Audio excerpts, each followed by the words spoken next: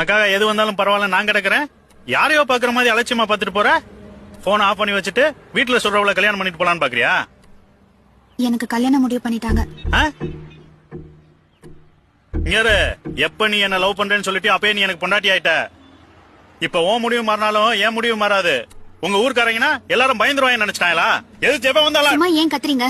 அங்க ஏன் சம்மதத்தோட எதுவும் நடக்கல. நான் அமைதியா இருக்கறதுனால ஒத்துக்கிட்டேன்னு நினைச்சிட்டு இருக்காங்க.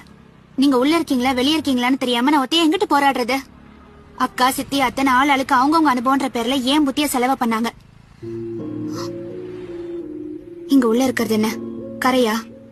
தோற்றணி போறதுக்கு பிரச்சனை வந்த உடனே விட்டுட்டு ஓடணும்னு நினைச்சிருந்தா அவங்க பண்ணதெல்லாம் காதலே கிடையாது. எனக்கு நீங்க தான் உசுருன்னு நினைச்சிட்டு இருக்கேன். தைரியமா வீடேறி வந்து கேட்டு முறைப்படி கல்யாணம் பண்ணாலும் சரி, இல்ல அது சரியா வராது வா எங்கேயாவது போயிடலான்னு வந்து கூட்டிட்டு போனாலும் சரி, நான் எல்லாத்துக்கும் ரெடி தான். ஏன்னா நானும் உண்மையாதான் லவ் பண்றேன். இனி